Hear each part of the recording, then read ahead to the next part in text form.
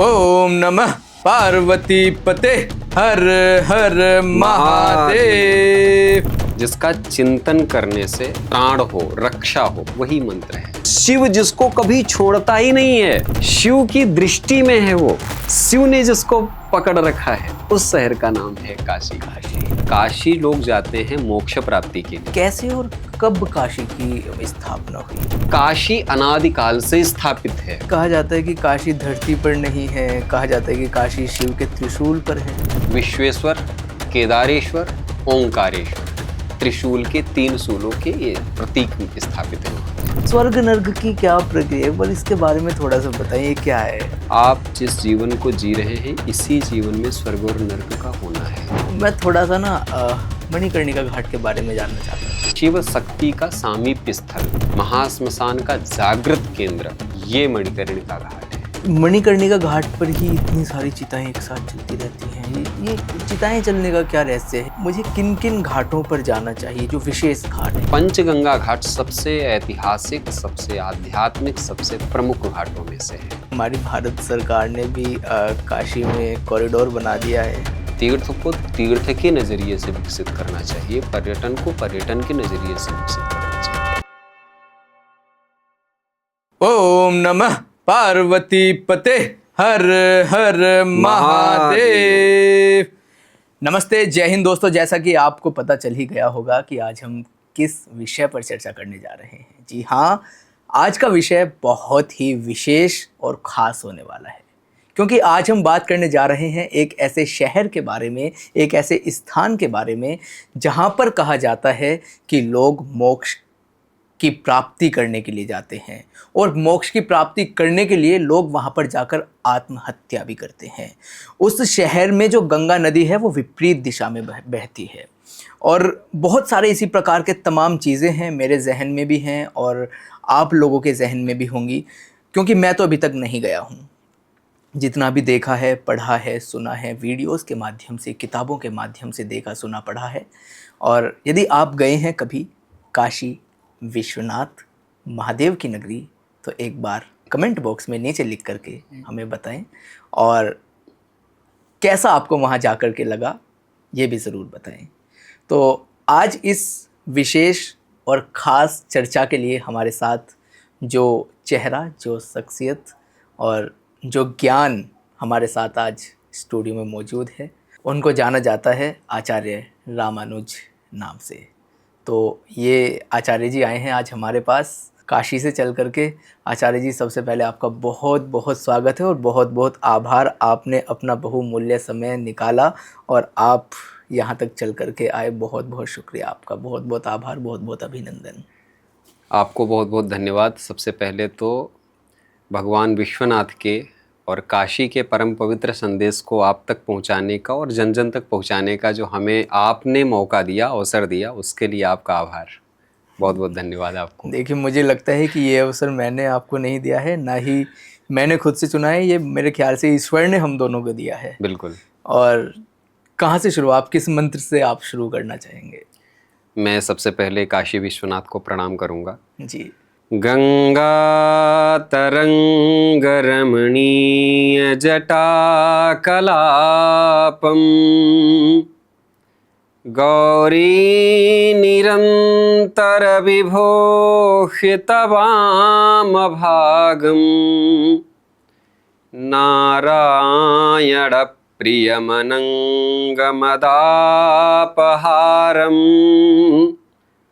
वाराणसीपुरपतिं भज विश्वनाथं वाराणसीपुरपतिं भज विश्वनाथं।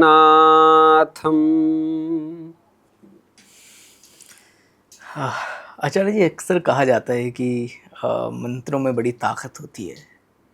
हम कभी घर से निकलते हैं तो कहा जाता है कि ये बात बोलकर निकलें, मंत्र पढ़कर अगर हम निकलें तो हमारे जिस कार्य के लिए हम निकल रहे हैं वो कार्य सिद्ध हो जाता है, वो कार्य हमारा बन जाता है, सफल हो जाता है। कोई भी विपत्ति अगर सफ़र में आ रही होती है तो वो हट जाती है। तो इसके बारे में सबसे पहले थोड़ा सा बताएं। सबसे पहले मंत्र का अर्थ क्या होता है? जी। मननात् त्रायते यह सह मंत्रः, जिसका चिंतन करने से त्राण हो, रक्षा हो, वही मंत्र है। तो प्रायः जितने भी मंत्र हैं वो ईश्वर समर्पित होते हैं, और ईश्वर इस समर्पित होने के कारण उससे ईश्वर का चिंतन होता है, मनन होता है, निश्चित तौर पे त्राण तो होता ही है, फिर रक्षण होगा आपका। तो दूसरा हमारे यहाँ पे शब्द को ब्रह्म कहा गया है। भर्तृहरि आचार्य हमारे हुए व्याकरण के, उन्होंने बहुत प्यारा सा वाक्य पदीय में श्लोक लिखा है, अनादि निधनम ब्रह्म शब्द तत्वम यदक्षरम विवर्ततेर्थ भावेन प्रक्रिया जगतो यतः। उनका कहने का अभिप्राय है कि ये जो शब्द है ये ब्रह्म है, और ये अनादि निधनम ब्रह्म, ये अनादि है और अनिधन है, अर्थात ये कभी समाप्त होने वाला नहीं है। इसलिए मंत्र की सन्निधि होना ईश्वर की सन्निधि है। तो अगर हमको ईश्वर के समीप जाना है तो मंत्र के समीप जाना ही चाहिए और जाना ही पड़ेगा। तो इसलिए मंत्र बहुत ही प्रभावी होते हैं, बड़े सामर्थ्यवान होते हैं, और मंत्रों की शक्ति सब कोई जानता है, और मंत्र के अधीन ईश्वर होता है। इसीलिए कहा जाता है कि ईश्वरः मंत्राधीनः, ईश्वर जो है मंत्र के अधीन है। यानी अक्सर ये भी कहा जाता है ना कि आप घर से निकलते हैं तो ये मंत्र आप पढ़ लीजिए, कोई भी हमारे जीवन उच्चारण में आप कर लीजिए। मुझे तो क्या लगता है कि आपने अगर कोई एक मंत्र चुन लिया जीवन में, कोई भी, प्रायः लोग कोई भी अपने अपने कोई मंत्र हो या नाम हो, ईश्वर का कोई नाम हो या कोई मंत्र हो, नाम भी मंत्र हो जाता है, आप उसको उच्चारण कर लीजिए, सारी की सारी रक्षा वो करेगा आपको। महात्मा गांधी जी प्रायः जब यात्रा करते थे तो वो प्रायः कहा करते थे कि मेरे पास एक महामंत्र है, वो है राम नाम। और गोस्वामी तुलसीदास जी ने बड़ा प्यारा विनय पत्रिका में कहा है कि राम जपु राम जपु राम जपु बावरे घोर निधि। ये संसार जो है ये घोर भवनिधि है, इससे तरने का सहारा एकमात्र राम नाम है।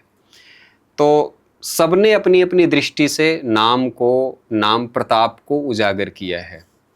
तो कोई भी नाम हो या मंत्र हो, आप उसका स्मरण करें, ईश्वर समर्पित हो, बस वो आपके लिए उपयोगी है। अब जरूरी नहीं है कि आप घर से निकल रहे हैं तो उसके लिए अलग से मंत्र है, घर में प्रवेश कर रहे हैं अलग है। अक्सर कहा जाता है ना कि अगर आप यही एक विशेष मंत्र आप ऐसा नहीं है, वैसा कोई प्रक्रिया नहीं है। काशी, ये बात मेरे जहन में अब से नहीं थी, काफ़ी वक्त से थी, तब से मैं काशी को पढ़ता आ रहा हूँ या सुनता आ रहा हूँ। काशी को 3 नाम मतलब दिए गए हैं, काशी, बनारस और वाराणसी। तो इन तीनों का एक बार बताइए, क्या इन तीनों में फ़र्क है, क्या अंतर है, और तीनों की मतलब कैसे तीनों रखे गए काशी के लिए? सबसे पहले तो काशी का एक और नाम है आनंदवन। और ये नाम कभी नहीं सुना। एक चौथा एक और नाम है 5वां, उसको बोलते अविमुक्त क्षेत्र। तो ये 5, और फिर इसके बाद और तो उसके लिए महाश्मशान बोला जाता है। तो काशी का सबसे जो प्रसिद्ध प्रमुख नाम है वो काशी ही है। काशते, प्रकाशते या सा काशी। काश धातु संस्कृत में होती है प्रकाशित करने के अर्थ में। आप जब शब्द पढ़ते प्रकाश, प्रकाश में प्र हटा दीजिए, काश बचता है केवल, माने जो ये प्र लग जाने से प्रकृष्ट रूप से अच्छे तरीके से प्रकाशित होने वाला। तो काशी मुख्य रूप से जो प्रकाशित हो वो काशी है। तो किससे प्रकाशित हो? तो ज्ञानात् काशते यासा काशी, जो ज्ञान से प्रकाशित हो रही है वो काशी है। त्यागात् प्रकाशते यासा काशी, जो त्याग से प्रकाशित हो रही है वो काशी है। तो ज्ञानात् त्यागात् प्रकाशते काशते या सा काशी, तो जो ज्ञान से प्रकाशित हो, त्याग से प्रकाशित हो वो काशी है। तो एक तो ये काशी हो गई, काशी महाजनपद रहा, उसका अपना इतिहास है, पूरी उसकी अपनी प्रक्रिया है। और दूसरी बात ये आती है कि काशी का राजनैतिक अपना स्वरूप दूसरा है। अब वाराणसी है, वरुणा और असी, ये 2 नदियां हैं काशी में। वरुणा और असी जो है, असी का नाम बड़ा अजीब लगता होगा ये कैसा नाम है, 80 वाला 80 नहीं है। अक्सर बनारस में जब लोग जाते हैं तो 80 का मतलब समझ लेते हैं, माने 80 माने घाट एक जो है संख्या उनकी से, वजह उस से संख्या से रिलेट करते हैं। वो संख्या नहीं है, वो 80 का मतलब होता है तलवार संस्कृत में। हाँ, माता दुर्गा ने शुंभ निशुंभ का वध करने के बाद अपनी तलवार धुलना चाहा, तो उसके लिए एक नदी को उन्होंने प्रकट किया, एक धारा को प्रकट किया। तो तलवार से प्रहार किया तो जो धारा प्रकट हुई, उस धारा का नाम है असी। वो प्रवेश करती है यहाँ पे काशी में। और दूसरी नदी है वरुणा। वरुणा और अस्सी के मध्य जो बसा शहर है, शास्त्रीय परिधि का जो शहर है, उसको कहते हैं वाराणसी। वरुणा जो बनारस है और वाराणसी अलग अलग शहर हैं? नहीं, एक ही है। काशी वही है, मैंने उसी शहर की एक अपनी एक पर्याय है जिसको हमने कहा काशी। काशते प्रकाशते ऐसा काशी। दूसरा है वरुणा और असी, ये शास्त्रीय सीमा बनाता है काशी की। फिर इसके बाद बनारस। बनारस बहुत बाद का नाम दिया हुआ है इसको। जब आप आल्हा खंड इत्यादि पढ़ेंगे, नरपतनाल इत्यादि की किताबें पढ़िए या फिर पृथ्वीराज रासो इत्यादि ग्रंथ पढ़ो, तो वहाँ पर फिर बनारस को, वाराणसी को बनारस शब्द ऐसे प्रयोग करना मिले हैं। तो ये बहुत कालांतर में मुख सुख के लिए ये नाम रख दिया गया।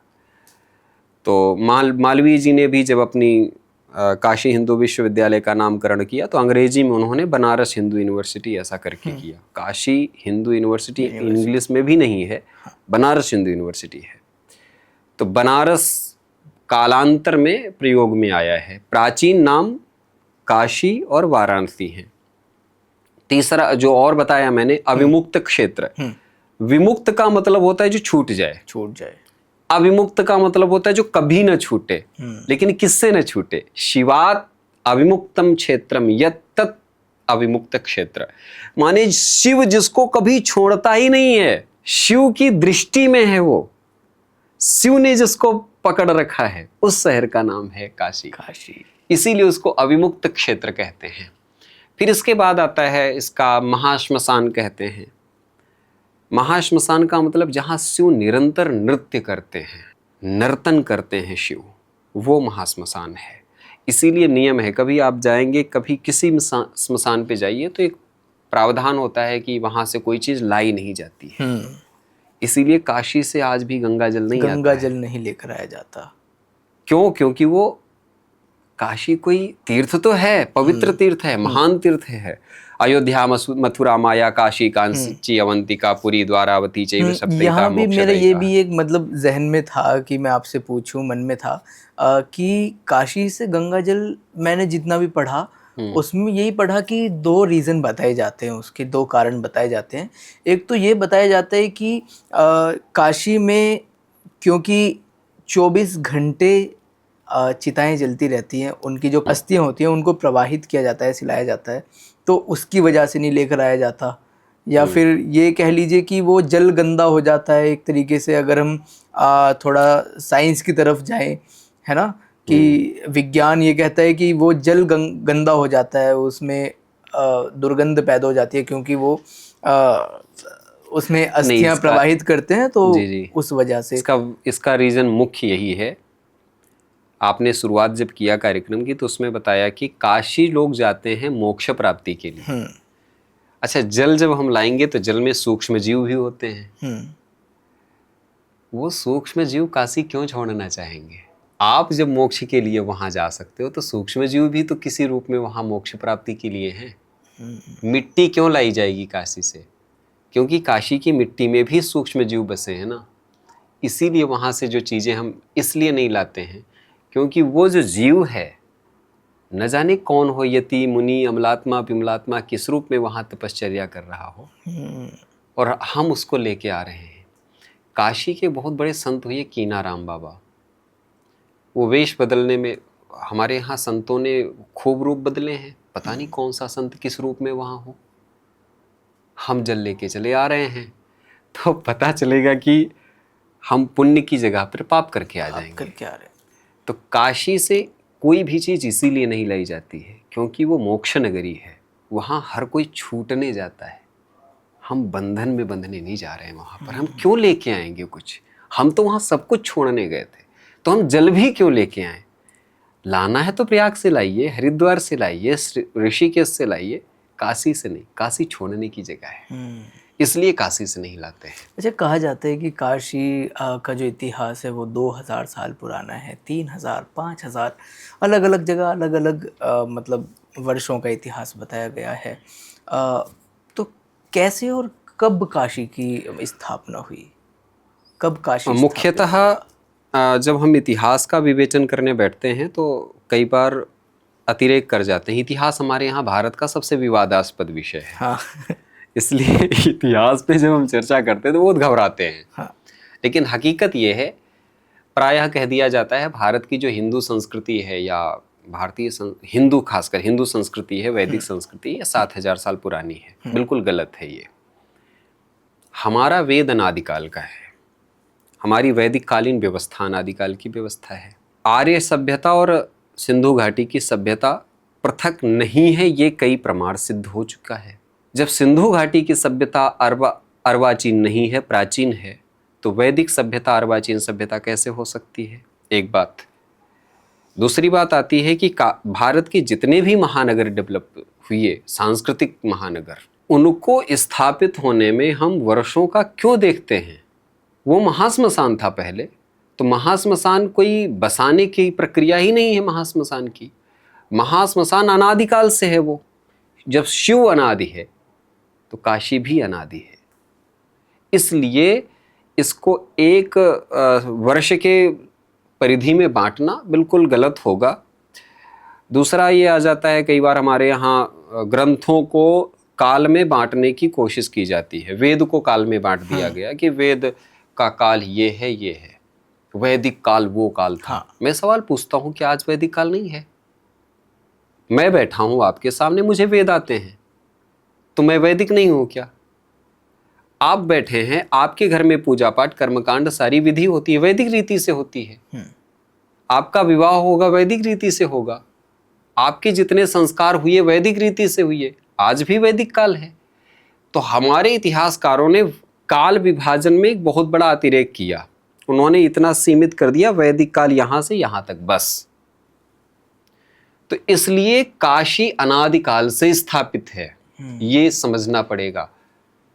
और उसकी व्यवस्था अनादिकाल से है। तो जब सृष्टि नहीं थी तो कुछ भी नहीं था, जब सृष्टि हुई तो सब कुछ हुआ, जब सब कुछ हुआ तो हमारी सप्तपुरियां भी हुई, हमारे तीर्थ भी हुए।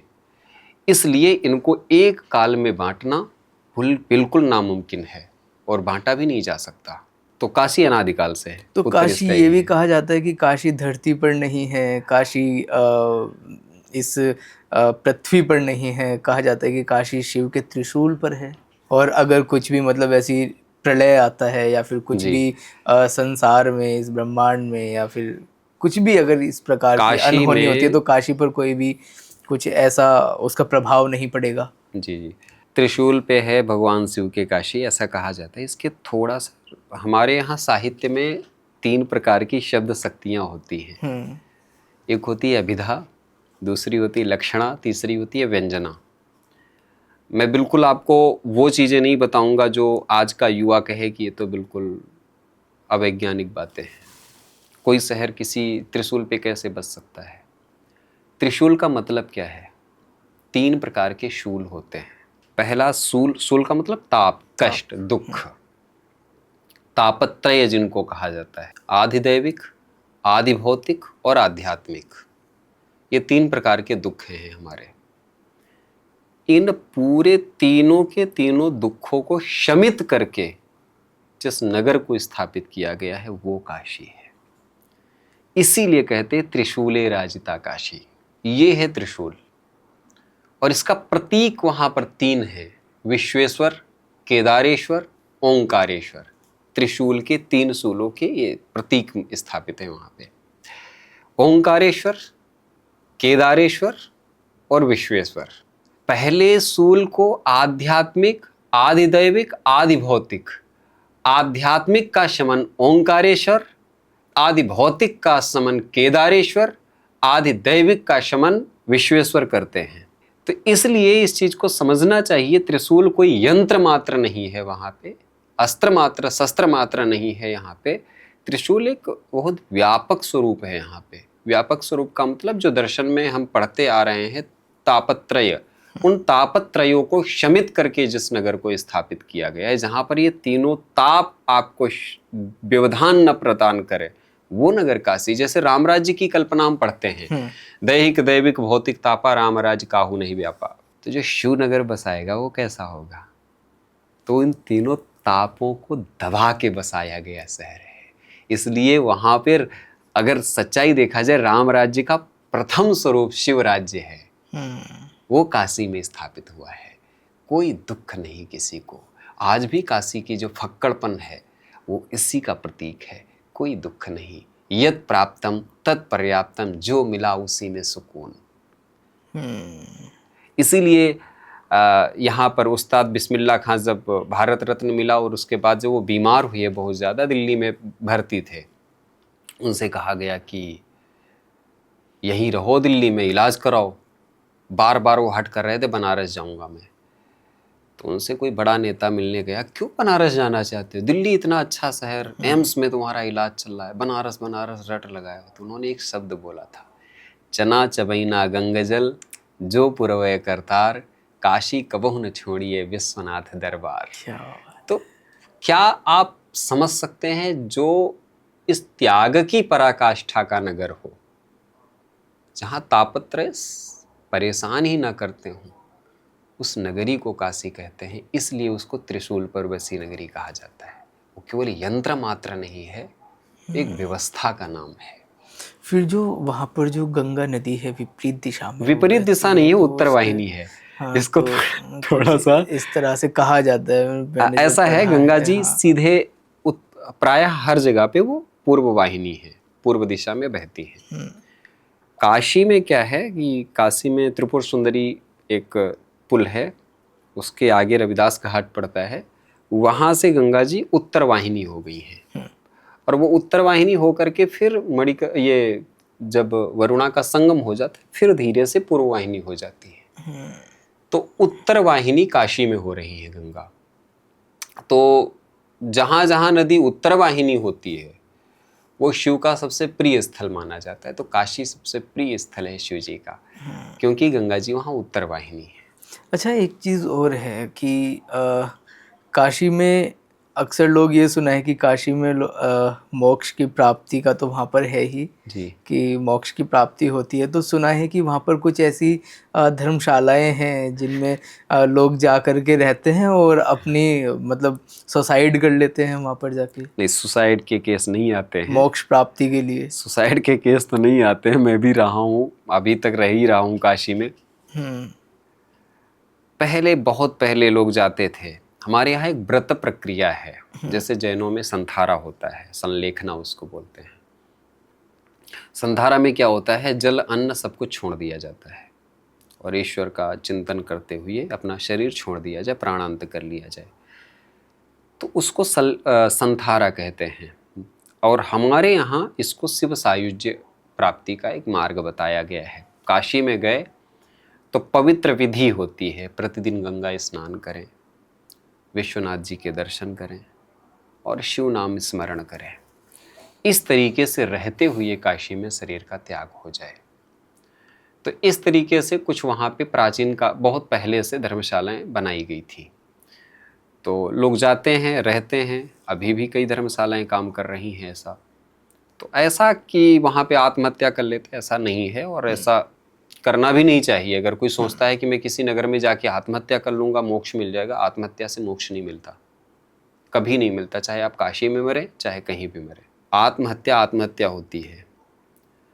तो आत्महत्या मोक्ष का मार्ग है ही नहीं। जो पवित्र प्रक्रिया है, आपको त्याग करना है, जल अन्न का त्याग कर दीजिए। आप व्रत करते हुए शरीर को संचालित करिए। जब तक ईश्वर ने आपको श्वासें दे रखी हैं, उन श्वासों का सदुपयोग करिए। अगर आपने ईश्वर की प्रक्रिया के विपरीत जाकर के कोई कार्य किया है, तो इसका मतलब आप ईश्वर के कानून पर भरोसा नहीं कर रहे हैं। और अगर आप ईश्वर के कानून पे भरोसा नहीं करेंगे, उसको तोड़ेंगे, तो ईश्वर दंडित करेगा। सीधी सरल बात है।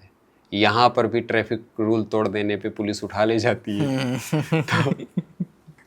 तो ईश्वर के आप रूल तोड़ोगे, ईश्वर के रूल तोड़ोगे तो ईश्वर तुमको क्या करेगा फिर? इसलिए जो नियम बनाए गए हैं, आपको जीवन दिया प्रभु ने, उसको ठीक से जियो।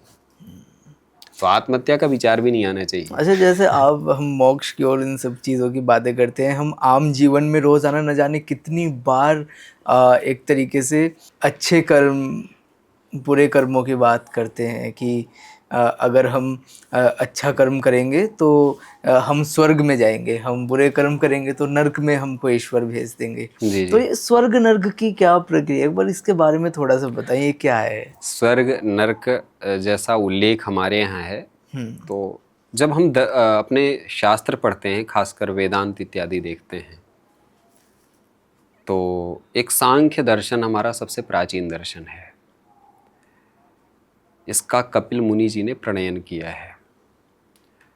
इसी पे एक विचार प्रस्तुत किया है ईश्वर कृष्ण ने, एक पुस्तक लिखी है सांख्यकारिका, और इसी को आचार्य शंकर ने सबसे प्रामाणिक माना है। उसमें स्वर्ग नरक ऊर्ध्वलोक अधोलोक की जो प्रक्रिया बताई गई है, वो इस लोक में ही बताई गई, इस जीवन में ही बताई गई है। आपके जीवन की गतिविधि वैसी होने लग जाए, वो स्वर्गीय गतिविधि होगी। अगर आपके जीवन में यहीं रहते हुए आपकी वैसी गतिविधि होने लग जाए, तो नारकीय गतिविधि कही जाएगी। तो स्वर्ग नर्क का स्वरूप दर्शन हमारे इस तरीके से प्रस्तुत करते हैं। पुराण अलग से लोक प्रस्तुत करते हैं, अलग से लोक बताते हैं कि एक लोक होगा ऐसा, जहाँ पर आप जाएंगे आपको सुख उपलब्धि होगा, वहाँ पर आपको किसी भी प्रकार का दुख नहीं होगा। नर्क ऐसा होगा जहाँ पर आपको पकोड़े की तरह तला जाएगा, ऐसा ऐसा रूप गर्म बताया तेल गया है। में गर्म आपको तेल में कढ़ाई में डाला जाएगा, ये सारी चीजें बताई गई हैं। हाँ। ये सच्चाई इसके पीछे यही है। हम पुराणों में जो चीज पढ़ते हैं, दर्शन उसको स्पष्ट करता है।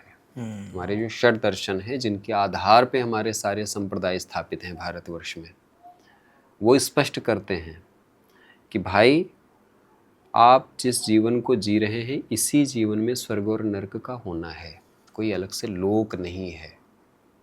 यहीं पे सारी व्यवस्था होनी है। स्वर्ग नरक से परे जो सबसे व्यवस्थित, सबसे उत्कृष्ट, सबसे उच्च गति मानी जाती है, उसको मोक्ष माना जाता है। हमारा लक्ष्य ही नहीं है स्वर्ग नरक। नरक से छुटकारा, स्वर्ग की प्राप्ति हमारे वैदिक धर्म का उद्देश्य ही नहीं है। जैसे काम्य और निषिद्ध दो प्रकार के कर्म माने जाते हैं, काम्य कर्म और निषिद्ध कर्म। काम्य कर्म वो कर्म माना जाता है जिसमें कामना जुड़ी हो। स्वर्ग को प्राप्त करने की एक कामना है, तो इसको हमारे यहाँ कहा जाता है मत करो, ऐसी इसको सकाम कर्म कहा जाता है। इनको छोड़ करके अपनी गतिविधि करो, अपने काम करो। तो जब हम किसी कामना को करके कि हम स्वर्ग पाना चाहते हैं, उसके लिए यज्ञ करेंगे, उसको निषिद्ध यज्ञ माना गया है, उसको उपयुक्त नहीं माना गया है। तो दूसरा आ गया निषिद्ध कर्म, जो करना ही नहीं चाहिए। किसी की हत्या कर देना, ये करना ही नहीं चाहिए, ये तो निषिद्ध कर्म है। तो आप सोचिए, काम्य और निषिद्ध दोनों को एक श्रेणी में रखा गया है। तो किसी भी कामना को लेकर के किया गया कर्म, किसी मंदिर में खड़े होकर के प्रभु ये हो जाएगा तो ये करूंगा, आपने तो घूसखोर बना दिया ईश्वर को। तो ये जो कामना से किए जाने वाले कर्म है ना, इसका निषेध है हमारी व्यवस्था में। अपने धर्म में इसका पूरा निषेध है कि इसको नहीं करना। फिर इसकी सही प्रक्रिया क्या होती है? सही प्रक्रिया यही है कि आप जो भी कर्म करो, ईश्वर की प्रसन्नता के लिए करो। किसी चीज को पाने के लिए क्यों करना भाई? अच्छा, वो कबीर जी की एक बड़ी प्यारी लाइन है कि चींटी के पग घूंघर बाजे सो भी साहेब सुनता है, हैं? चींटी कितना छोटा जीव है, उसके पैर कितने छोटे हैं, उसके पैर में घुंघरू कितना छोटा बंधेगा, और उस घुंघरू में जो आवाज होगी वो भी साहब सुनता है। चींटी के पग घुंघर बाजे सो भी साहेब सुनता है। जो चींटी के पग के घुंघर को सुनने वाला है, वो हमारे मन की नहीं सुनेगा, तो अंतर्यामी क्यों कहलाता है? वो अपना नाम बदलवा ले। तो जो हमारे हृदय की बात जानता है, हमको जानता है, हम उसके सामने गिड़गिड़ाए प्रभु ये कर दो तो ये करूंगा तुम्हारे लिए, ये तो ईश्वर की सत्ता पर सवाल खड़ा करना हुआ ना। यही हुआ कि समुद्र के सामने खड़े होकर के चूहे की अंजलि फैलाओ, उसमें चूहे का अंजलि में कुछ आता नहीं, रुकता नहीं, और मांग किससे रहे हो? समुद्र से। तो फिर हमें ईश्वर के पास जाना क्यों चाहिए? ईश्वर के पास जाना इसलिए चाहिए क्योंकि हम उसके हैं, वो मेरा है। बस इस भाव के लिए जाना चाहिए। हम जाते कहाँ हैं? हम अलग ही कहाँ हैं उससे? पहली बात। फिर भी हम अगर जाते भी हैं, अगर बेटे से पूछा जाए तुमको माँ के पास क्यों जाना चाहिए, कोई स्वार्थ होता है क्या? नहीं होता है ना। एक छोटी सी घटना बताता हूँ मैं। एक गांव के किनारे एक गांव की बिल्कुल खेत पे काम करने वाली महिला, गोबर का काम करने वाली महिला, गोबर से कंडे बना रही, उपले बना रही है। मई जून का समय, भीषण धूप, छोटा सा बच्चा थोड़ी दूर पर नीम के पेड़ के नीचे रो रहा है माँ से। थोड़ी थोड़ी देर में आता है, माँ के आंचल में छुपने की कोशिश करता है। माँ गोबर से सने हाथ ऐसे बार बार हटा देती है उसको। थोड़ी देर में एक वही के पास से गाड़ी निकलती है।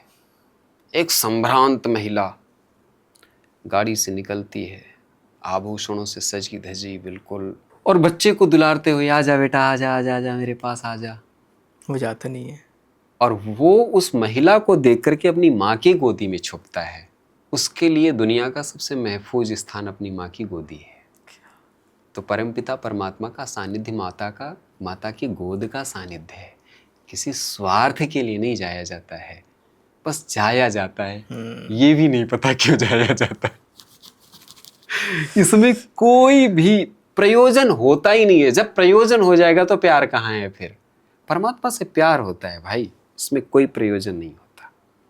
इसलिए कभी भी ईश्वर के पास जाएं, कोई प्रयोजन नहीं, निष्प्रयोज्य। बस आ गया, तुझे निहारने का मन था और मैं अपनी भी ये हाल खबर बताने का मन था। हाँ। तुम भी टेंशन में रहते कैसा है वो बताने आ गया। सारी की सारी कहानी ये है। क्यों मांगेंगे यार? अच्छा, कहते हैं कि भगवान रूठ जाता है हमारे, अगर हम कुछ ऐसा काम कर देंगे तो ईश्वर रूठ जाएगा। तो क्या ईश्वर रूठता है? या ऐसा भी होता है कि भाई प्रसन्न करने के लिए हम, जैसे अभी हमारा श्रावण मास चलता है, तो हम प्रसन्न करने के लिए ईश्वर को क्या क्या चीज काम करते हैं बहुत सारे। जैसे हम शिव को ही मनाने के लिए हम बेलपत्र शिव को अर्पित करते हैं, रुद्राभिषेक करते हैं, रुद्राभिषेक करते हैं। तो क्या वाकई ईश्वर रूठते और मनाए जाते हैं? या देखिए, हम लोक में जी रहे हैं और जिस लोक में जीते हैं, जिस जिंदगी में जीते हैं, उसी प्रकार की परिकल्पना करते हैं। मछली से पूछो, समुद्र में जो मछली है, कभी पॉडकास्ट पे बुलाना उससे पूछो कि आपका ईश्वर कैसा है। उसका जो ईश्वर होगा ना, वो मछली के रूप का होगा। उसका ईश्वर इतना मछली के स्वरूप वाला होगा, वो उसको पुकारती होगी। कुत्ते से पूछो तुम्हारा ईश्वर कैसा होगा, वो उसकी अपनी परिकल्पना होगी। पशु पक्षी भी किसी को पुकारते हैं ना। गजग्राह लड़े जल के भीतर, गजने सुमिरा खा मुरलीधर, तब आन बचाई गजगोथा, सिया राम जपो सिया राम जपो। गजग्राह भी पुकार रहे हैं ना, गज भी पुकार रहा है ग्राह से रक्षण के लिए, तो उसका भी ईश्वर है अपना। तो ईश्वर का जो जिसको पुकार रहा है, वो अपने स्वरूप का ईश्वर पुकारता है और उसके साथ में उसी तरीके से वो रहना चाहता है। इंसान रूठता है तो वो मानता है मेरा प्रभु भी रूठ गया होगा। इंसान खुश हो जाता है तो मानता है मेरे प्रभु भी खुश हो रहे होंगे। हकीकत यह है, परमात्मा न रूठता है न प्रसन्न होता है। परमात्मा एक रूप रहता है।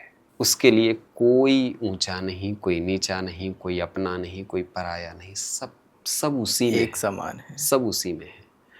इसलिए ना वो रूठता है न वो मानता है। ये सारे के सारे क्रियाकलाप जगत में हम अपने व्यवहार के अनुरूप अपने व्यवहार के अनुरूप उनको चलाते हैं और वो उसी में ईश्वर खुश भी होता है। मतलब कहते नहीं, ईश्वर भी उसी भाषा को समझता है। तभी तो कन्हैया बन के आ जाता है माता यशोदा को प्रसन्न करने के लिए। माता यशोदा ने कहा ना कि जब भगवान कृष्ण प्रकट हो गए, सामने आ गए और जेल में आ गए चतुर्भुजी रूप में, तो यशोदा जी कहती है ये कैसे बन के आए हो? 4-4 हाथ कपड़ा अपड़ा पहन के, इतना भारी मुकुट पहन के, इतने खूबसूरत, इतने बड़े, ऐसा कोई बच्चा होता है? बेटा बनो, बच्चा बनो। तो प्रभु ने वो बात सुनी और किया क्या फिर उन्होंने? तो कहते वहाँ कितना प्यारा भाव आता है कि सुनी वचन सुजाना रोदन ठाना होई बालक सुरभूपा। जो सुरभूप है वो सुनी वचन सुजाना रोदन ठाना, वो रोने लगा। तो किलकारियां मार के हंसता है, रोता है, सारे के सारे क्रियाकलाप करता है। क्यों करता है? वो इस जगत को, इस संसार को ये बताने के लिए ये सारे के क्रियाकलाप करता है कि मैं हूँ और तुम्हारे साथ हूँ। जब हम थोड़ा सा इधर आ गए, वाराणसी पर बात करनी थी, काशी पर थोड़ा सा भटक गए, लेकिन बात में पता नहीं चलता कि हम किस भाव के साथ बह रहे हैं। जी, मैं थोड़ा सा ना मणिकर्णिका घाट के बारे में जानना चाहता था। बहुत सुंदर। मणिकर्णिका, कर्णिका का मतलब होता है कान की, वो मणि माने मणि। माता सती का जब शरीर विच्छिन्न किया जा रहा था तो माता सती का जो मणिकर्णिका है, कान की मणि है, वो वहाँ पर गिरी थी काशी में। तो वहाँ पर एक मणिकर्णिका कुंड भी है, गंगा जी के तट पर ही। तो महाश्मशान 2 हैं वहाँ पे, एक हरिश्चंद्र घाट बोला जाता है, दूसरा मणिकर्णिका घाट बोला जाता है। ये 2 जगहों पर वहाँ पर काशी में चिताएं जलती हैं। मणिकर्णिका घाट जो है वो सबसे प्राचीन माना जाता है। क्यों? क्योंकि वहीं पे जस्ट आप मणिकर्णिका से पैदल की मुश्किल को 50-100 मीटर की दूरी पे ही विश्वनाथ जी विराजमान है। तो विश्वनाथ जी के सन्निधि में है वो, उसको ही महाश्मशान बोलते हैं। और वहीं पे माता सती का मणिकर्णिका गिरी है। तो 2 प्रकार से आप समझिए, वहां शक्ति का भी और शिव का भी, दोनों का सामीप्य है। एक बात, मणिकर्णिका यहाँ है, विश्वनाथ जी वहां हैं, मध्य में चिताएं जल रही हैं। आप सोचिए इससे ज्यादा सुयोग कहां पर मिलेगा पूरे भूमंडल पे। दूसरी बात आती है कि कई बार कहा जाता है कि महाश्मशाने, जब संकल्प पढ़ते हैं वहां के अविमुक्त वाराणसी क्षेत्र महाश्मशाने आनंद वने, तो ये महाश्मशान जो है तो मौलिक रूप से इसी क्षेत्र को ही कहा गया है, इसलिए वहाँ का सबसे ज़्यादा महत्व है। और महाश्मशानेश्वर मंदिर एक है, शिव जी का मंदिर है, जो अघोर साधना होती है, अघोर साधना का सबसे जागृत स्थल है वो। संत कीनाराम हुए हों, उन्होंने भी साधना सिद्धि वहीं पर किया है। आज भी उनका कीनाराम का धूना मणिकर्णिका घाट पे ही स्थित है। तो इसलिए शिव शक्ति का सामीप्य स्थल, महाश्मशान का जागृत केंद्र और अघोर साधना का प्रखर बिंदु, ये मणिकर्णिका घाट है। इसका इसीलिए सर्वाधिक महत्व है। यहाँ पर मतलब मणिकर्णिका घाट पर ही इतनी सारी चिताएं एक साथ चलती रहती हैं। ये चिताएं चलने का क्या रहस्य है? इसके बारे इसका क्या मतलब, थोड़ा सा उसके बारे में भी बताएं। इसका बहुत व्यापक कोई रहस्य वैसा यही माना जाता है, स्पष्टता यही है कि जो महाश्मशान है, चिताएं वहाँ सतत जल सकती हैं। प्रायः अपनी भारतीय, हमारे यहाँ जो हिंदू संस्कृति में नियम बनाए गए हैं कि चिता रात्रि में नहीं जलती है। लेकिन 2 क्षेत्र केवल छोड़े गए हैं वो, एक उज्जैन, दूसरा काशी। काशी में भी मणिकर्णिका माने काशी का जो ये विमुक्त क्षेत्र जिसको कहते हैं उसको, और उज्जैन में, ये 2 जगहों पर चिताएं सतत जलती रहती हैं। तो यहाँ पे क्यों जलती रहती हैं सतत? क्योंकि यहाँ पर शिव सर्वदा विराजमान रहता है, महाश्मशानेश्वर सर्वदा विराजमान रहते हैं, इसलिए सतत जलती हैं। तो इसलिए जहाँ सतत जलने का प्रावधान हो गया है, तो इसलिए सतत आती भी रहती हैं वहाँ पर चिताएं, अपनी उनकी जो भी श्मशान के लिए जो उपयुक्त चीजें हैं वो आती रहती हैं। तो इसका मौलिक स्वरूप यही है। और दूसरी बात यह है कि काशी में जो भी जिसका अंतिम संस्कार होगा वो मोक्ष प्राप्ति करेगा ही करेगा। प्राय हम वैष्णव हैं तो वैष्णवों के लिए यहाँ पे एक बड़ी प्रसिद्ध बात कही जाती है कि मणिकर्णिका पे विश्वनाथ जी साइड में बैठते हैं और जो भी आता है अंतिम संस्कार करवाने तो उसके कान में वो राम राम बोल देते हैं। हाँ, ऐसा कहा इसलिए जाता उसको है मोक्ष कि मिल जाता है। कुछ कि जब अंतिम पल होता है, जो अंतिम हाँ। वक्त होता है, अंतिम समय में महाकाल खुद से आते हैं और कानों में कुछ मंत्र उच्चारण करते हैं, कुछ बोल करके जाते हैं। कुछ मंत्र उच्चारण मतलब राम राम बोल के जाते हैं। तो ऐसा हम वैष्णव मानते हैं, क्योंकि हमारे यहाँ एक कॉन्सेप्ट है कि विश्वनाथ, हमारे यहाँ शिव जी सबसे बड़े महावैष्णव माने जाते हैं। सबसे बड़े वैष्णवों के सबसे बड़े आचार्य हैं शिव जी। तो उनके यहाँ जो भी आता है उसके कान में वो पास में है इसलिए बोल देते हैं, इसलिए सबसे ज्यादा लोग वहीं जाते हैं, इसलिए वहाँ सतत चिताएं जलती भी है। अच्छा, 80 घाट काशी में हैं। मुझे ये जानना था कि कौन से सबसे विशेष घाट हैं, कौन से, अगर हम जाएं, कोई भी जाए जो अभी तक नहीं गया है, या फिर अगर मैं भी जाना चाहूँ तो मुझे किन किन घाटों पर जाना चाहिए जो विशेष घाट हैं? 80 घाट की बजाय 84 घाट प्रमुख घाट हैं और अब तो नए घाट भी बन रहे हैं लगातार। काशी का सबसे प्राचीन घाट जो है 80 है। दूसरा है सबसे अंतिम जो घाट माना जाता है वो वरुणा के तट पे ही है, आदि केशव घाट बोलते हैं उसको। आदि केशव घाट जो है वो भगवान विष्णु का वहाँ आदि केशव जी का मंदिर बना हुआ है और वहीं पे जस्ट पास में ही एक शिव जी का मंदिर है छोटा सा। उनको संगमेश्वर महादेव बोलते हैं क्योंकि वरुणा और गंगा जी का संगम हो रहा है वहाँ पे, इसलिए उसको संगमेश्वर महादेव बोला जाता है। भगवान कृष्ण ने काशी प्रवास किया है, आदि केशव मंदिर इस उन्हीं के नाम पे स्थापित है। वो विष्णु की साधना स्थली है, कृष्ण की साधना स्थली है, इसलिए उसको आदि केशव बोला जाता है।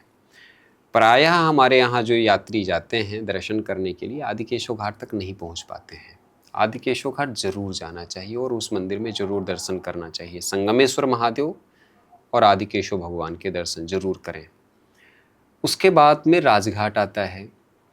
राजघाट के बाद में रानी घाट है और भी सब लगातार त्रिलोचन घाट है, फिर लाल घाट है, ब्रह्मा घाट है, फिर ऐसे ऐसे घाट, कई घाट हैं। लेकिन इन घाटों में हर घाट का अपना अपना एक इतिहास है, बहुत बड़ा इतिहास संजोए बैठे हैं।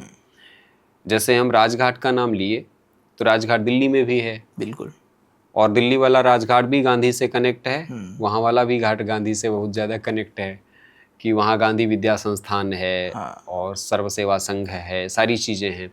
लेकिन उसके साथ में काशी का जो अपना वजूद है वो सबसे प्रमुख है। वहाँ पर काशी नरेश का सबसे प्राचीन किला है और उसके अवशेष भी हैं, पुरातत्व अवशेष। वो वहाँ अब तो नया घाट बन गया है, नमो घाट, वहीं पे। तो ऊपर जब देखेंगे तो लाल खां का रोजा करके एक जगह है, वो काशी नरेश का प्राचीन किला है और वहाँ पर बहुत ही ऐतिहासिक चीज़ें मिलेंगी आपको। मेरा सौभाग्य रहा उस क्षेत्र में रहने का। वो इतना ऐतिहासिक स्थल है। वहाँ एक विष्णु जी की प्रतिमा मिली थी हमें, उसको बहुत लंबे समय तक तो हमने बचा के रखा, बाद में वो स्थान छोड़ना पड़ा। वहाँ आज भी कई प्रतिमाएं, कई पत्थर, कई चीज़ें मिलेंगी और पुरातत्व विभाग को इस क्षेत्र को बहुत अच्छे से खंगालना चाहिए। वो बहुत ही ऐतिहासिक स्थल है। ये राजघाट की बातें हैं। राजघाट के बाद अगर हम सबसे महत्वपूर्ण घाटों को देखें, हम केवल ऐतिहासिक संदर्भ से बात नहीं कर रहे हैं, आध्यात्मिक संदर्भ से भी बात कर रहे हैं, तो पंचगंगा घाट सबसे ऐतिहासिक, सबसे आध्यात्मिक, सबसे प्रमुख घाटों में से है। पंचगंगा घाट जो है, यहीं पे जगत गुरु स्वामी श्री रामानंदाचार्य जी ने स्थिर होकर के पूरे के पूरे उत्तर भारत में, दक्षिण भारत में भी उसका असर रहा, भक्ति आंदोलन चलाया। जिनके 12 शिष्य थे, 12 शिष्य थे, उन 12 शिष्यों में धन्ना जाट जैसे शिष्य, संत रविदास जैसे शिष्य, उसी घाट पे दीक्षा प्राप्त किया कबीरदास जी ने उसी घाट पे। तो इतना महत्वपूर्ण घाट है। वहाँ पर पंच नदियों का संगम माना जाता है पंचगंगा घाट पे। अच्छा, ऐसे कौन से काम है कि जो काशी जा कर के ज़रूर करने चाहिए या जो नहीं करने चाहिए? सबसे पहला तो ये है कि काशी अगर जा रहे हैं तो सबसे प्रथम कार्य है कि काशी में गंगा स्नान जरूर करना चाहिए। गंगा स्नान का त्याग ना करें, एक। दूसरा ये है कि काशी में जा कर के एक दर्शन है मंदिर, वो काल भैरव जी का बोलते हैं, काल भैरव का दर्शन जरूर करना चाहिए। उसके बाद कहीं भी जाओ दर्शन करो, अच्छी बात है। तो ये प्रमुख चीज़ें हैं जो करनी चाहिए। और काशी में जाकर के हो सके तो थोड़ा शांति से एकांत जगह बैठिए, ध्यान करिए और थोड़ा मंत्र जप करिए। कुछ नहीं मंत्र जप करना है तो शिव शिव शिव का उच्चारण करिए। आंतरिक ऊर्जा प्राप्त होगी, ऐसा लगेगा कि हम जागृत हो रहे हैं। ये काशी के लिए सबसे महत्वपूर्ण माना जाता है। दूसरा है कि अगर आप काशी गए हैं तो क्या नहीं करना है। जो सब जगह नहीं करना है वो काशी में भी नहीं करना है। तीर्थ का अपना महत्व होता है। सबसे मेरा एक सब निवेदन रहता है कि काशी में वीआईपी बन के मत जाओ। मेरे पास कई बार लोगों के फोन आते हैं, यार वीआईपी दर्शन की व्यवस्था। मैं हाथ जोड़ता हूँ, भाई बाप की गोदी में जाने के लिए भी वीआईपी और नॉन वीआईपी बनने की कोशिश करते हो। वो पिता है तुम्हारा, वहां कैसे जाना है तुमको इतना संस्कार होना चाहिए। उनकी शरण में जाने के लिए लगो लाइन में, अच्छा लगेगा, आनंद आएगा। जब लोग पहाड़ों की चढ़ाई चढ़ सकते हैं तो 1.5 घंटा 2 घंटा लाइन में नहीं लग सकते तुम। एक बात। दूसरी बात, अगर आप वहां जा रहे हो काशी में, सामान्य से सामान्य जीवन जीने की कोशिश करो। आप घर में भी वैसे रह रहे हो अच्छे से, आप तीर्थ पे जाओ, थोड़ा त्याग करो। वो त्याग की नगरी है काशी। महंगे से महंगे होटल में रहना, महंगा से महंगा खाना, और फिर इसके बाद में जो ना करना वो करना। वहाँ गांजा पी रहे हैं, धुआं उड़ा रहे हैं। काशी का स्वरूप नहीं है ये। काशी को तामसिक नगरी मत बनाइए। काशी वास्तव में बहुत जागृत स्थल है। उसको मंत्रों का, वो काशी मंत्रों की नगरी है। काशी वेद की ऋचाओं की नगरी है। काशी त्याग और तपस्या की नगरी है। काशी मधुसूदन सरस्वती तुलसीदास की नगरी है, कबीर की नगरी है, रविदास की नगरी है, मीरा की नगरी है। मीरा वहीं पर खड़े होकर के संत रविदास से मिलने की मिन्नतें करती हैं। तो वो नगरी है काशी। आप उस काशी को भोग नगरी मत बनाइए। वहां पर त्याग करने की सीख लेके आइए, त्याग करने जाइए। अच्छा, अब तो हमारी भारत सरकार ने भी काशी में कॉरिडोर बना दिया है, तो कितना मतलब बदलाव आया है। मैं फिर वही कॉरिडोर बात बनने कहूँगा के कि बाद ये तीर्थ हैं। हाँ। सबसे पहली बात, किसी भी तीर्थ को, पर्यटन और तीर्थ दोनों अलग होते हैं। तीर्थ को तीर्थ के नज़रिए से विकसित करना चाहिए, पर्यटन को पर्यटन के नज़रिए से विकसित करना चाहिए। आपको पर्यटन बनाना है तो दिल्ली में आप बनाइए यमुना कॉरिडोर, वो करिए काम जो आपको करना चाहिए। काशी में सुगम दर्शन कैसे हो सके, मार्ग कैसे व्यवस्थित हो सके, उसको करना चाहिए। काशी के प्राचीन से प्राचीन मंदिरों को तोड़ करके वहां पर साड़ी की दुकानें, वहां पर गोलगप्पे की दुकानें, वहां पे पापड़ चिप्स की दुकानें तुमने खोल दी हैं। ये काशी का स्वरूप नहीं है। जिन मंदिरों को तोड़ा गया है वो सदियों का इतिहास संजोए बैठे थे मंदिर। वो जागृत स्थल थे, उनमें चेतनाएं बसती थी। उन शिवलिंगों को तोड़ करके गंगा में फेंक दिया गया। पता नहीं चला कितने कितने मंदिर तोड़े गए हैं, कोई पता नहीं है। इसलिए मैं बार बार निवेदन करता हूं कि जो भी तीर्थ पे डेवलपमेंट कर रहे हो आप, उसके आध्यात्मिक धार्मिक स्वरूप पे बिना छेड़खान किए विकास करिए। आप उससे कमाने का जरिया मत सोचो भाई। कमाने के लिए बनाइए आप अलग अलग कॉरिडोर। जहां काम करना है वहां होता नहीं है, जहां नहीं करना है वहां होना है, ये गलत है। इसलिए बहुत पुराने मंदिर तोड़े गए हैं। कॉरिडोर बनने से सहजता तो आई है लोगों में, लेकिन उसका वास्तविक जो स्वरूप था वो विकृत हुआ है, जिसकी जरूरत नहीं थी। और इससे वास्तविक जो काशीवासी है वो काफी व्यथित हुआ है। आप सोचिए, काशी में, काशी की जो स्थापना है, वहां पर द्वादश आदित्य हैं, उनका अपना महत्व है, जो काशी खंड में उक्त हैं शिव ऐसे शिवलिंग हैं। काशी खंड हमारा पुराण है, स्कंद पुराण का अंश है वो। उसमें जिन मंदिरों का उल्लेख है वो मंदिर तोड़ दोगे तो वजूद क्या बचेगा काशी का फिर।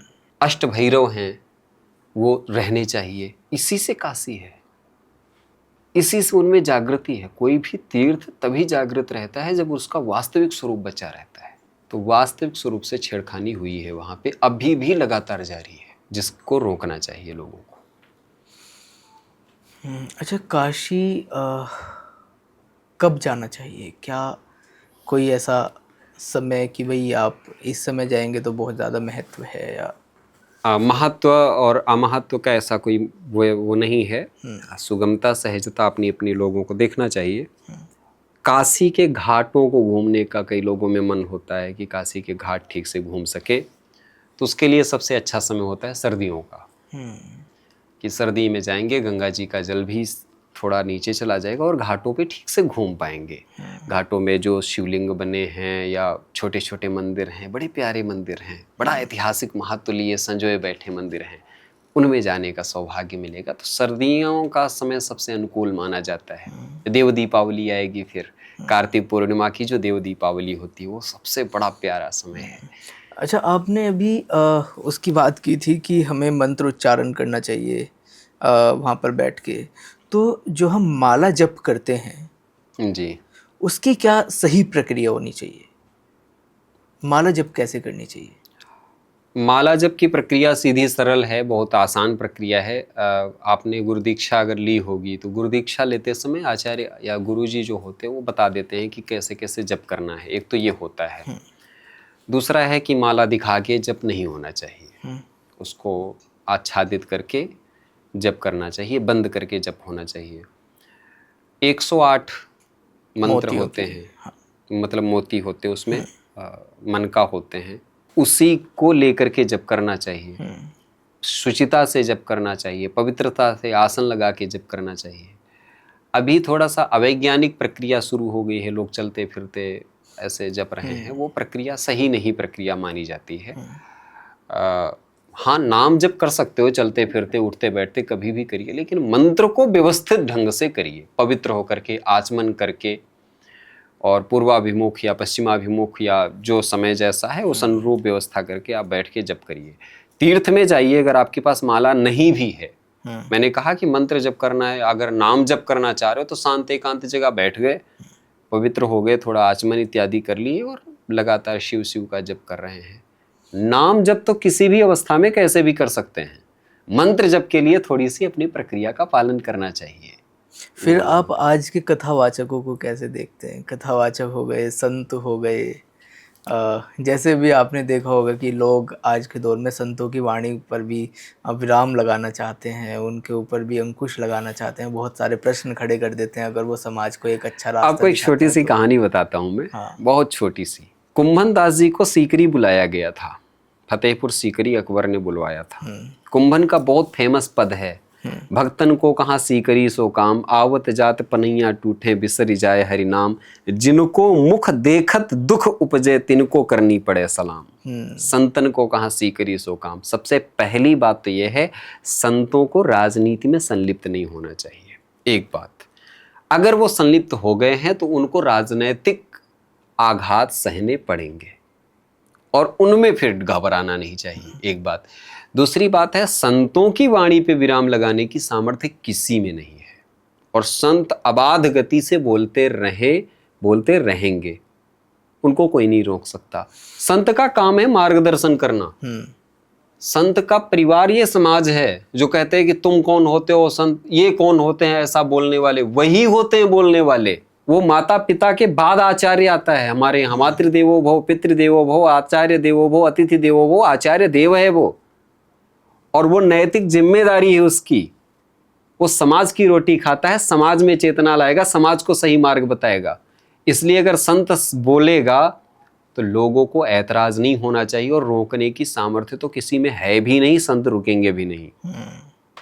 दूसरी बात, और संतों को रोकने की कोशिश जिसने की वो नेस्तनाबूत हो गया, खत्म हो गया, समाप्त हो गया।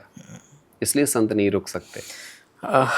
देखिए मेरे ख्याल से ना चर्चा में समापन करने का बिल्कुल मन नहीं है। और जैसे हम बात कर रहे हैं, जैसे चर्चा चल रही है, बहुत सारी चीज़ें अंदर से निकल के आ रही हैं, बहुत सारी चीज़ें हैं, लेकिन समय समय अपना अभी थोड़ा अभी सा, जैसे बीच में परम पूज्य स्वामी प्रेमानंद जी महाराज जी के ऊपर हाँ, थोड़ा सा हुआ था, विवाद हुआ था। हाँ, संत हैं वो, मैं बार बार कहता हूँ वो संत हैं। नदी का प्रवाह रुकता है क्या? वो अपनी रास्ता अपने आप बना लेता है। क्या, आप उनको नहीं रोक सकते। एक बात, वायु को नहीं रोका जा सकता, अग्नि को नहीं रोका जा सकता, उसी तरीके से संत को नहीं रोका जा सकता। इसलिए उनकी गति चलती रहेगी। उनको प्रणाम करो, उनसे जो मार्गदर्शन लेना है मार्गदर्शन लो। उनको परेशान करोगे तो सिकंदर भी नतमस्तक होकर गया था, तुम तो सिकंदर के सामने कुछ भी नहीं हो। इसके पीछे बस एक कारण है कि मीडिया ट्रायल हो रहा है। मीडिया अपने मुख्य मुद्दों से दूर हटके कुछ अलग मुद्दों पे डिस्कशन करना चाहता है, इसलिए वो नए मुद्दे संतों को बदनाम करना ऐसा उठाते हैं। इनके पास और कुछ है नहीं। ये उन पे नहीं बोलेंगे जो समाज को बर्बाद कर रहे हैं, ये उन पे नहीं बोलेंगे जो गुटखा खिला रहे हैं युवाओं को, ये उनको नहीं बोलेंगे जो दारू पिला रहे हैं युवाओं को, ये उनको नहीं बोलेंगे जो सट्टा खिलवा रहे हैं युवाओं को, पूरा करियर खराब कर रहे हैं। जो समाज का पूरा चरित्र बर्बाद करने पे लगा है, उस पर बोलने की इनकी हिम्मत नहीं है। जहर खिलाया जा रहा है हमारे बच्चों को, हमारे भाइयों को, उस पे इनको बोलने का फुर्सत नहीं है। जो संत समाज ब्रह्मचर्य के पालन की बात कह रहा है, घर का भोजन करने की बात कह रहा है, शुद्धता से रहने की बात कर रहा है, एक्सरसाइज करो, सवेरे जल्दी उठो, ये बात कर रहा है, समाज चरित्रवान बन जाएगा तो इनकी दुकानें नहीं चलेंगी। इसलिए इनको छटपटाहट है और संत रुकेंगे भी नहीं। और मुझे लगता है कि रुकना भी नहीं चाहिए। और समाज को आगे आकर के उनका समर्थन करना चाहिए। समाज का एक मार्गदर्शन अगर कर रहा है तो वो संत ही है। मुझसे एक बार किसी ने पूछा था कि तुमको क्या पड़ी है, ये बड़ी बड़ी बातें, आप विवाद में पड़ जाते हो, कई बार बोल जाते हो। मैंने कहा कि एक बात बताओ, सीधी सरल बात है, आचार्यों को, संतों को, आपके यहाँ आया मैं, जैसे थोड़ी देर के लिए सोचिए, आपके पास आया, आपने कॉफ़ी पिलाई, आपने रिसीव किया, आपने इतना स्वागत सत्कार सब कर रहे हो, क्या हूँ मैं आपका? कुछ भी नहीं हूँ। आप ये इसलिए कर रहे हैं कि एक मेरे पास आचार्य जी आए हैं। तो आचार्य की जिम्मेदारी क्या है? आचार्य की जिम्मेदारी है कि हम उस समाज का सही मार्गदर्शन करें, बस इतनी ही तो जिम्मेदारी है ना। अगर वो भी छोड़ देंगे तो बचेगा क्या फिर? यही करने के लिए ही तो समाज ने हमको चुना है। आचार्य जी, वैसे तो समय थोड़ा सा विराम करते हैं, विराम की तरफ हम बढ़ते हैं। चर्चा तो समापन करने का मन नहीं कर रहा है, क्योंकि बहुत दिनों के बाद ये संजोग बैठा है कि मैं आपके साथ बैठा हुआ हूँ और आपने अपना बहुमूल्य वक्त मुझे भी दिया है और पूरी ऑडियंस को चैनल की दिया है। और कोई भी एक ऐसी बात, कोई भी एक ऐसी सीख जो आप समाज को देना चाहते हो, और किसी भी एक मंत्र से जो आप समापन करना चाहते हैं। सबसे पहली बात तो ये है कि हम लोग सभी लोग जी, कम से कम अपने एक ग्रंथ को जरूर पढ़ें। हमारे पास 108 उपनिषद हैं, 18 पुराण हैं, 4 वेद हैं, उपवेद हैं, बहुत बड़ा वाङ्मय है हमारे पास, इतने इतने महाकाव्य हैं, इतने दर्शन ग्रंथ हैं, सब कुछ है। कम से कम एक उपनिषद ही सही, श्रीमद् भगवद गीता ही सही, एक ग्रंथ जरूर ठीक से पढ़ें। सब नहीं पढ़ सकते तो एक ग्रंथ ठीक से जरूर पढ़ें। सनातन को समझें, सत्य को समझें, भारत को समझें। सनातन को समझने का अभिप्राय है भारत को समझना। निवेदन बस इतना ही है कि हम कम से कम अपने सत्य के समीप चलें। और दूसरा कि विराम करने जा रहे हैं तो बस इतना ही कहेंगे कि अरणित जी हमारे पवित्र दिशा में कार्य कर रहे हैं। बहुत पॉडकास्ट चलते हैं, बड़े देखने में भी बड़े प्यारे लगते हैं अरणित जी। अगर कोई और भी टॉपिक लेकर के एक्टर्स और बड़े और भी चीज़ों को लेकर के भी काम कर सकते थे। और आजकल तो बहुत हाईलाइट और बहुत चकाचौंध भरी ज़िंदगी है, उसमें ज़्यादा एक ग्रोथ पाते, बड़ी जल्दी व्यूअर्स आते इनके पास, लेकिन उन्होंने रास्ता चुना है पवित्रता का, मार्गदर्शन सही मिले युवाओं को। इनके यहाँ कवि भी, कई कवि आए मैंने देखा, लेकिन वो ऐसे कवि नहीं आए कि जो केवल हंस के गा के चले गए ना, उन्होंने सही रास्ता बताया है, युवाओं को कुछ प्रेरणा दी है। तो प्रेरणास्पद कार्यक्रम है आपका, इसके लिए बहुत बहुत शुभकामनाएं, और स्तुत्य कार्य है, प्रशंसनीय कार्य है, इसके लिए बहुत बहुत शुभकामनाएं इसके लिए। और विश्राम में यही कहूँगा, शुरुआत विश्वनाथ जी से किया था, जी, विराम भी विश्वनाथ जी से। सानन्दमानन्दवने वसन्तं आनन्दकन्दं हतपापवृन्दं